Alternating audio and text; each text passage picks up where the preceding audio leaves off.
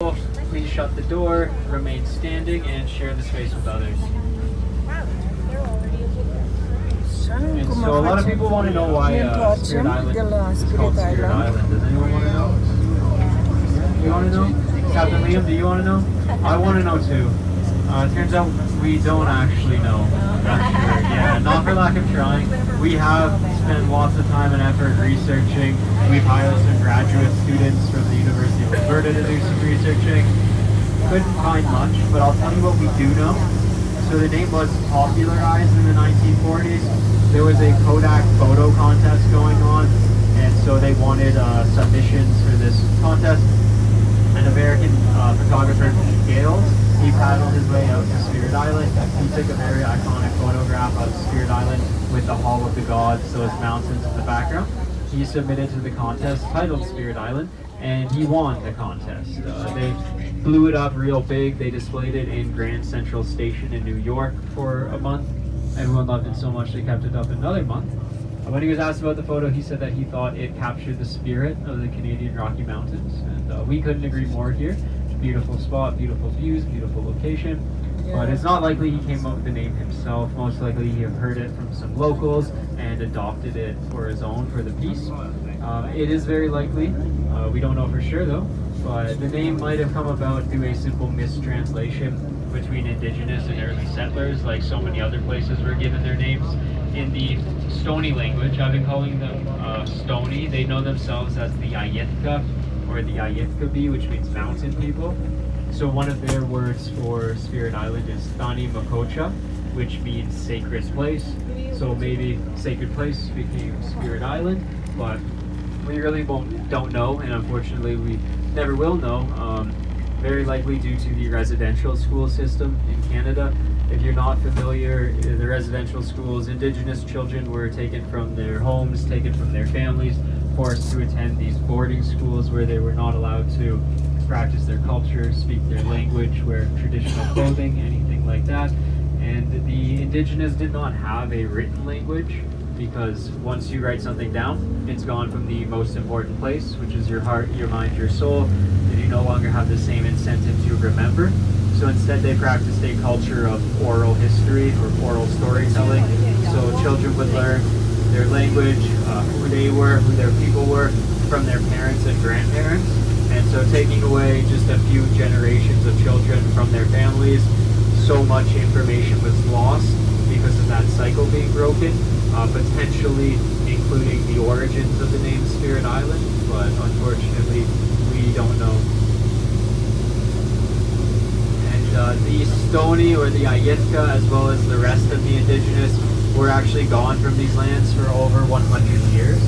Back in 1907, when Jasper became a forest park preserve, the Canadian government decided that the Indigenous who did live here and care for the land for thousands of years were not compatible with the beauty of the surrounding landscape, and they forced them from their traditional land down south to reservations, small plots of land that they were not allowed to leave without permission, which was often denied.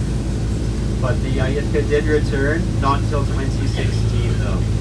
So they came back because there was a massive wildfire in 2015.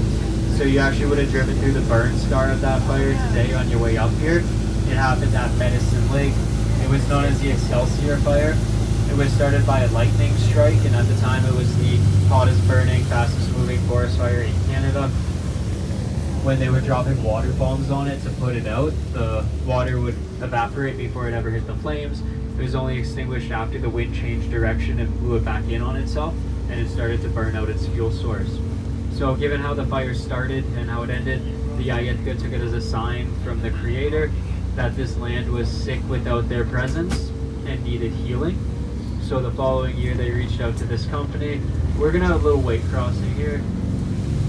So they reached out and requested that the boat captains could drive them to Spirit Island for the first healing ceremony in over 100 years. And we are very lucky and privileged that we have a working relationship with some members of the Ayitka community. They'll come out at the beginning of the season for a workshop with us captains and guides. They'll teach us some words in their language, some of their stories, and give us permission to share with all of you. And so there is one word in the Ayitka language I would like to share with all of you. It's their word for thank you. And that word is ish, ish. So I'll say it one more time if anyone would like to say it with me. It is ish, ish. Yeah. Ish, ish. I just wanted to say a big ish, ish to all of you. Thank you so much for coming out with us today. I hope you've had a good time.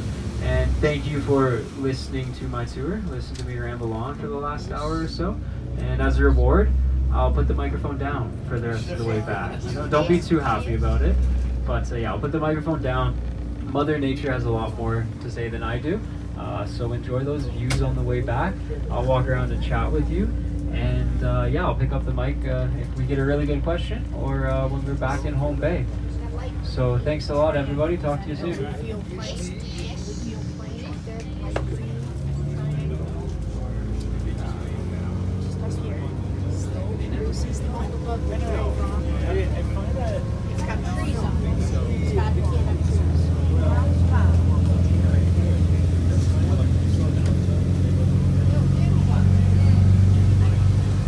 Yeah, I know. I feel that's always like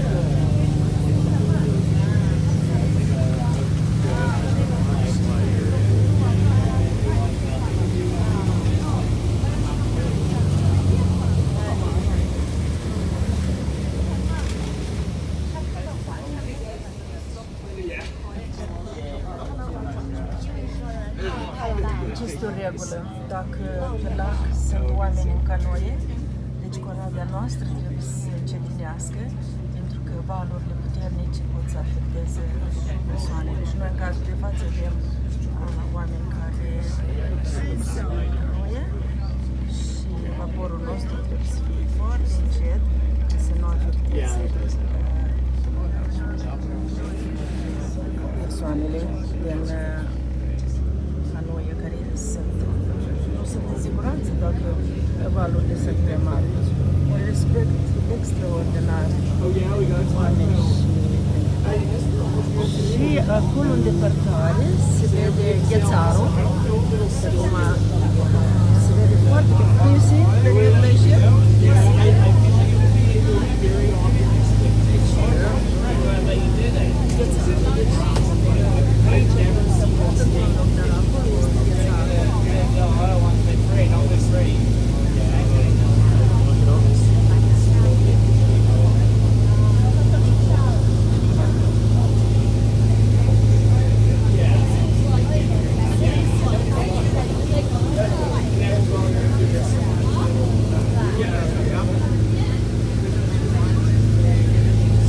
Can you measure?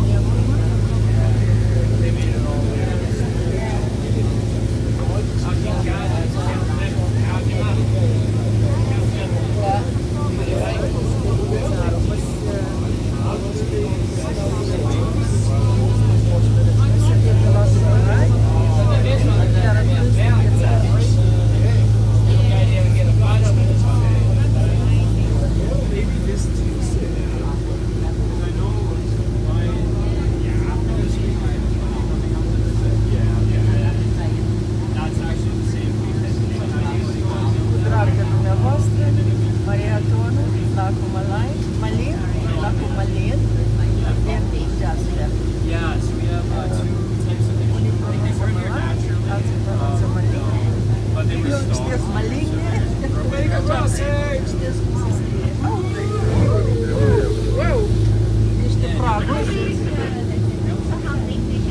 Niște praguri și corabia o leacă scurtă de apă. Cum ghidul a numit roller coaster.